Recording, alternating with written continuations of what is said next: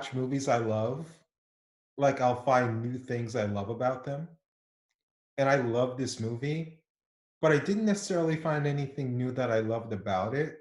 I think part of that is the simplicity of it. It's very short, it's very simple plot-wise. You're not gonna get a lot of nuance with a bunch of non-actors. I still like it, but I hate to say this, I don't like it as much after this rewatching. What did you think of it? I mean, I like the movie. I was never a gigantic fan of it. I think this is probably the third time I've seen it in my life. It's enjoyable, and like you said, it's quick. It's like an hour and 2 minutes, or hour and 4 minutes, and it's over just like that. It's kind of a build up to the end there, but yeah, I enjoyed it. Yeah, yeah, it's a good movie, but I've seen it probably around the same amount of times you have, but I kind of held it up there really high. And after rewatching it again, I started questioning why did I hold this up so high? Like it's good, but it's not great like some film scholars try to make it out to be. Um, because one certain things I asked myself while watching it, and I'll ask you as well. Do you think this film would be as highly regarded today if Todd Browning used regular actors, people born without deformities, instead of the circus freaks or people born with deformities that he did? No, I don't think so at all. I think that was part of the, for lack of a better word, charm of the movie, was that he was using real people who had these real afflictions, and it was a world that a lot of people didn't know even existed, probably, and to a lot of extent doesn't exist at all today. So, um, yeah, I don't think it would have had the same impact whatsoever. I mean, there have been aspects of it, like if you ever seen American Horror Story, they actually had some of the similar characters and things, but obviously they're they're not real. They're just actors portraying people who you see in this movie. So, yeah, and it just doesn't have the same impact, in my opinion. Yeah. And another thing I ask myself is with movies like these that are very old and that may have been controversial at the time of their release, they tend to get edited down. And then because this was a long time ago and they were made on film and film deteriorates and people don't use didn't back then think that they would these movies would be around so long, is they're always like these deleted scenes, the original cut, like there's so much of an aura built up about things like that. And with this film, there's a lot built up about how much darker the ending was and the fact that the movie was 90 minutes instead of an hour. Right. And there were a lot of scenes that were not just cut out, but like additional scenes were rewritten to make it less offensive, I guess would be the term. Um, but do you? This is one thing I thought about. With mainly non-actors in the cast, would an extra 30 minutes of people who don't know how to act really be that much better than what we're seeing? Like a nice, tight, concise 60-minute film? I guess we'll never know. I am very curious as to what those missing 30 minutes entailed. I know there's a few things online that said some of the stuff that in there, but considering that you had non-actors in a role, maybe an hour and 4 minutes is enough. Yeah, yeah. So those were the two main. Those are the main things that like kind of like I was thinking about while watching this. Is I'm like, this works as an hour. I don't know if like watching it, these non-actors stare at the camera like looking like a deer in headlights for an Mhm. extra 30 minutes would have actually added more. I think like just seeing him use actual freaks and seeing like these people have real deformities, that's enough. Just a few minutes on screen it's enough, you know. Um, and I know I'm sounding negative, but I did enjoy it. I did like it a lot. It's funny how much beauty standards have changed. She was once a beautiful woman. A royal prince shot himself for love of her. Not to insult the actress playing Cleopatra, but she gets built up so much. She's the most beautiful big woman I have ever seen. And I'm expecting like Marilyn Monroe, Pamela Anderson, Margot Robbie, and instead we get soccer mom. That was a little I bit hard. I thought she was okay, but yeah, nothing overly special. To go back to what you were talking about before, to me, one of the most fascinating aspects of the film is just looking at those people. I mean, that they're fascinating to visualize, to see. You don't see people like that in the real world. I'm sure there are some out there still, but to have them all in one place and pretty much almost acting somewhat normal, doing their normal activities, they're just, they were called freaks, obviously, but they were people too, you know? I think part of it is that as technologies progress, I think women and couples can know if their baby is going to be born with a Correct. deformity and they can choose to not have it. Correct. Yeah, and some of those things that they've weeded out too. Yeah, so you're absolutely correct. Yes. Yeah. I think this has come up before in a previous review we did, but you mentioned you listened to Howard Stern. Yeah, and you're thinking of Beetlejuice. Is that where you're going? I'm going with Beetlejuice, Hank the Angry Drunken Dwarf, and Hmm. Eric the midget, or Eric the actor, as he would like to be known. Eric was my favorite. Yeah, yeah. It just like when I watch this, it reminds me of them because even in this movie and the way people kind of like react to people like this in real life is to treat them like kids or like pets. These children are in my circus. Children. What Yeah. Howard did was he almost like Todd Browning did is like, no, these are real people. Stop treating them like, they're not, it's okay to be mad at someone because just because they have a deformity doesn't mean they can't be an a-hole or something. And Hmm. Yeah. watching this kind of reminded me of those whack packers. It's the whack pack. Yep. Yeah, yeah. Because I mean, they get horny, they get perverted. They're just normal people who in abnormal bodies, and yeah, that just kind of reminded me of this. And If Howard Stern was around in the early 30s, I'm sure some of those people would have been on his show. oh yeah, without question, without question. Um, yeah. So, what did you think of the ending? Not to just skip right there, but we talked about some of the footage being gone. Uh, I'm sure you've read similar stuff that I have online that the muscle man, which again, standards have changed for what muscle men can be. Hmm. I mean, this guy's maybe he's a decent shape, maybe he's a tough guy. Well, here's something for your eye.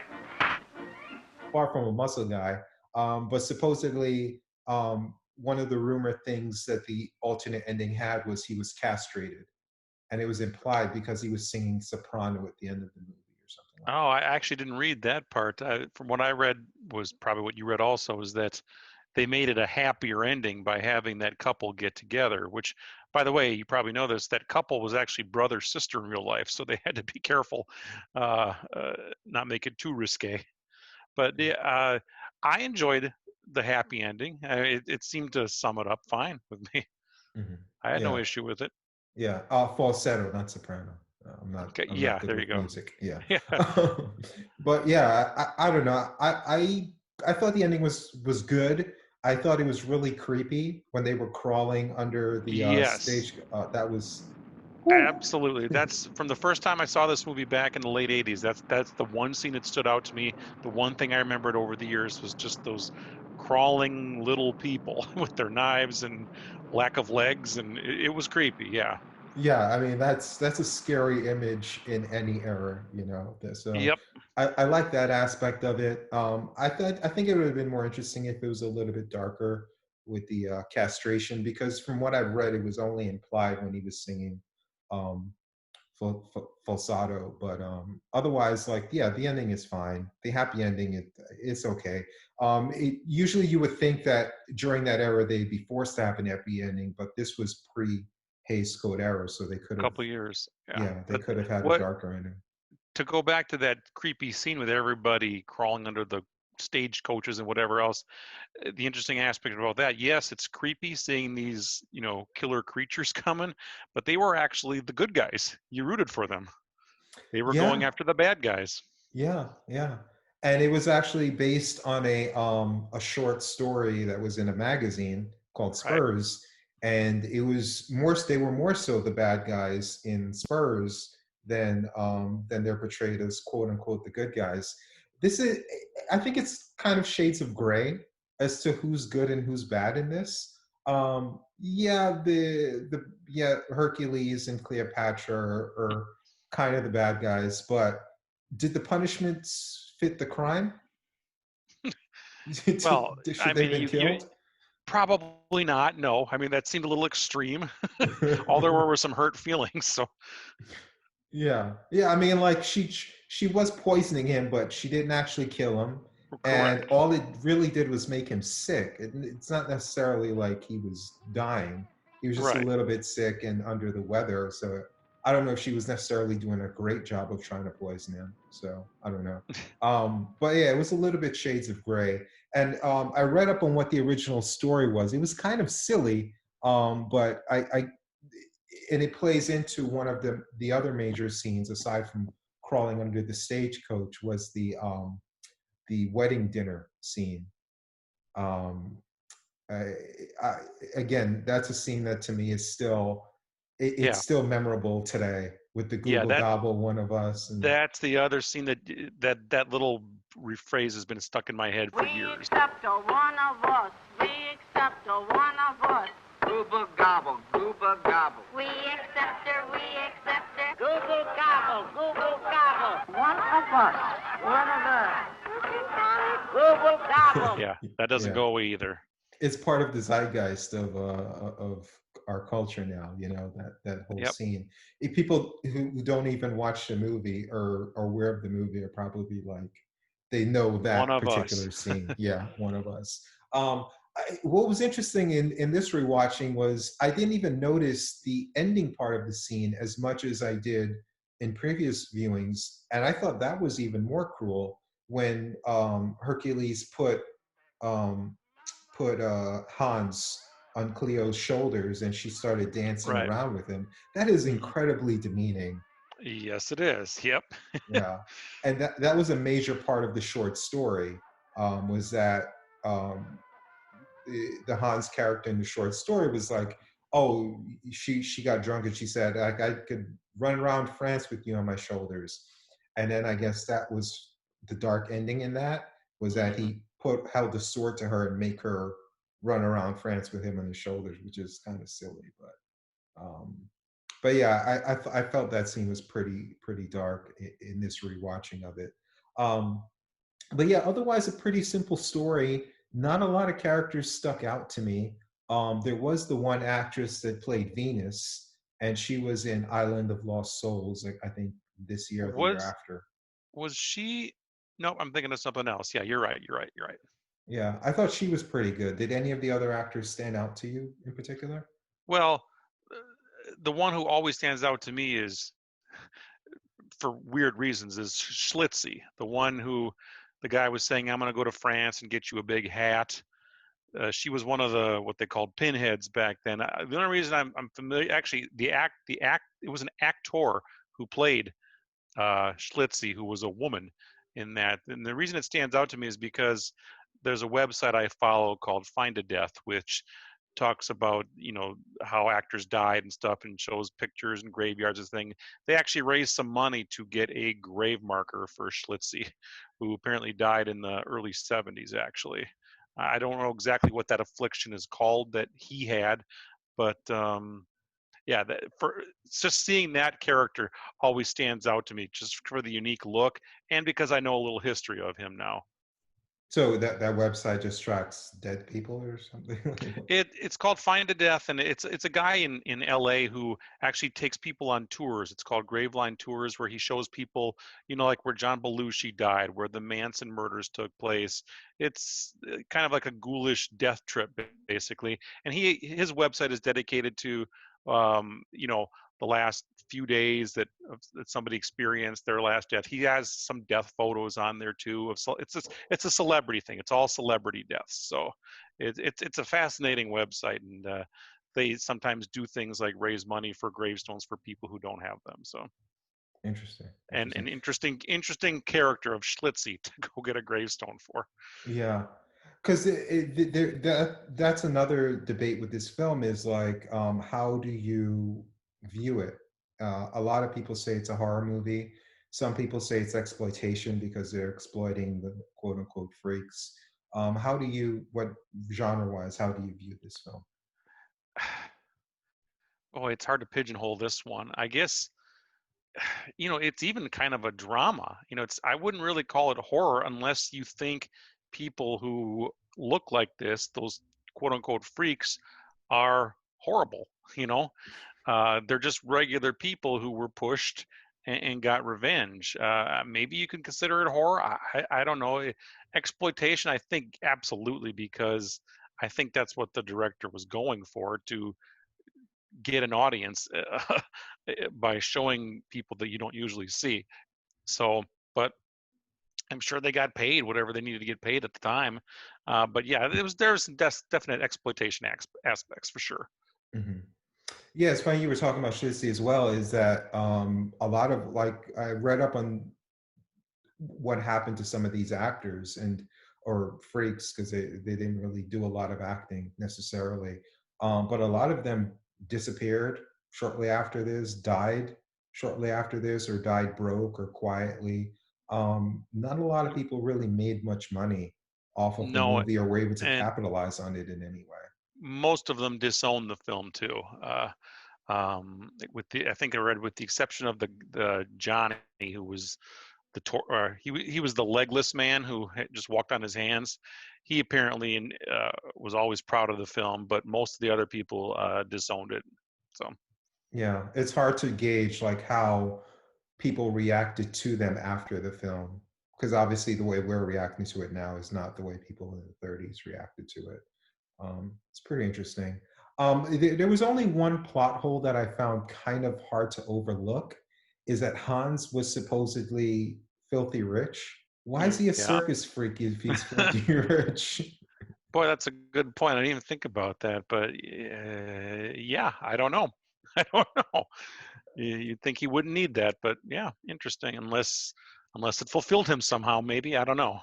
I don't know how running around being called a freak in a circus and being made fun of and working for peanuts is Yeah, fulfilling in any kind of a way. I just thought it was yeah, interesting because that's not a critique.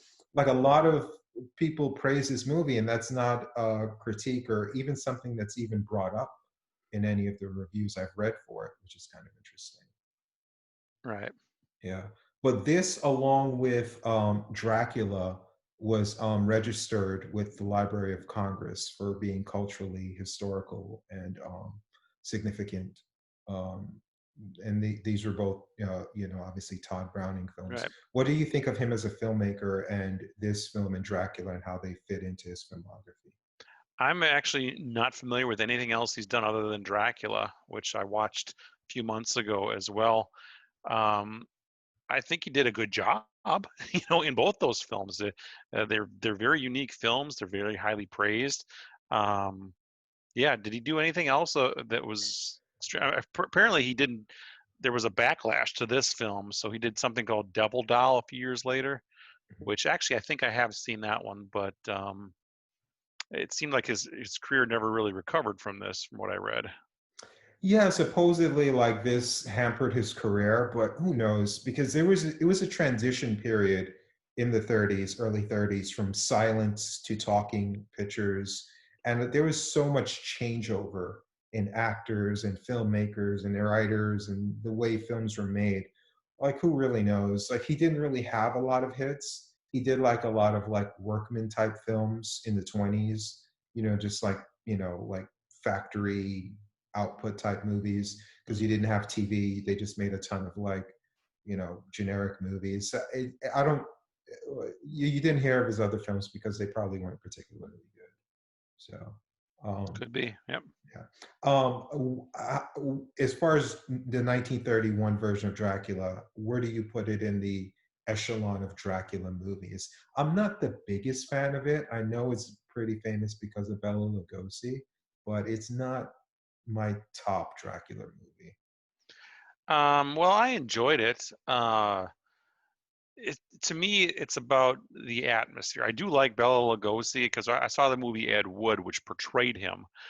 So it's kind of, I always have that in the back of my mind when I'm watching anything that he's in. But I do like the atmosphere of that movie, and it's just there's a certain creepiness to it. Although I must say I like the 1922 movie Nosferatu more than the 1931 Dracula. Yeah, same here, same here. And I like the Hammer Dracula films as well. So, Sure. and Candyman, I consider that a horror Dracula movie as well in certain ways. Hmm. Um, but yeah, I mean, not a lot to say about this movie. It's fairly short. The plot is fairly simple.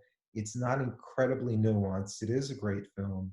Um, you know, no matter how high or low you put it, it is. I do think it's a significant film that people should watch if they haven't seen already. Any Yeah. other final thoughts on the movie? I would definitely say check it out. I know it's available on DVD. It's probably available on Blu-ray also at this point.